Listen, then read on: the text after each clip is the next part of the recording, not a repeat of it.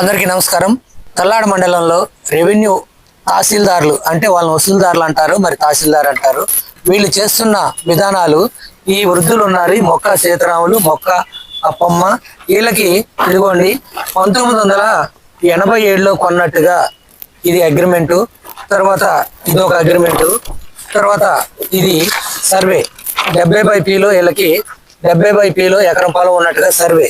ఇది దీనికి సంబంధించి శిస్తు పానీలు ఇవన్నీ ఉన్నా కానీ గత రెవెన్యూ వసూలుదారులు విఆర్ఓ రూపంలో ఉన్న ఒక ఇద్దరు దొంగలు, ఆ ఇద్దరు వీళ్ళు అడిగినన్ని డబ్బులు లేదని వృద్ధులు ఆ దొంగలు ఇద్దరు ఎక్కియకుండా వెళ్ళిపోయారు భూమి.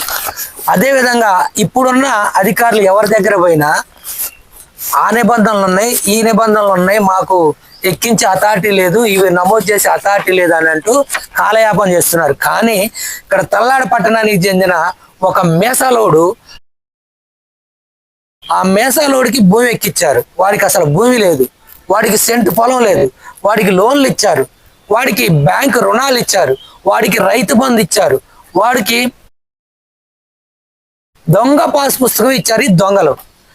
అంటే అటువంటి భూమి లేని దొంగకి అన్ని రకాల వస్తువులు కల్పించారు, కానీ కాటికి కాలు చాసి ఉన్నారు.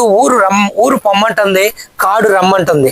ఈ వృద్ధులకి ఏమాత్రం భూమి ఎక్కలేదు. వీళ్ళకి ఎకరం భూమి ఉంది, సాగులో ఉన్నారు, సాగు చేసుకుంటూ బతుకుతున్నారు. వీళ్ళు పసుపు కుంకాల కింద వీళ్ళ కూతురికి ఇస్తే ఆ కూతురికి కూడా ఈ రోజు వరకు ఎక్కలేదు, వీళ్ళకే ఎక్కలేదు. అంటే ఆ మేసాలోడు, ఆ దొంగోడు డబ్బులు ఇస్తే వాడికి భూమి లేకపోయినా పాస్ పుస్తకం ఇచ్చారు ఈ రెవెన్యూ వసూలుదారులు, కానీ భూమి ఉన్న వాళ్ళకి ఇవ్వటం లేదు.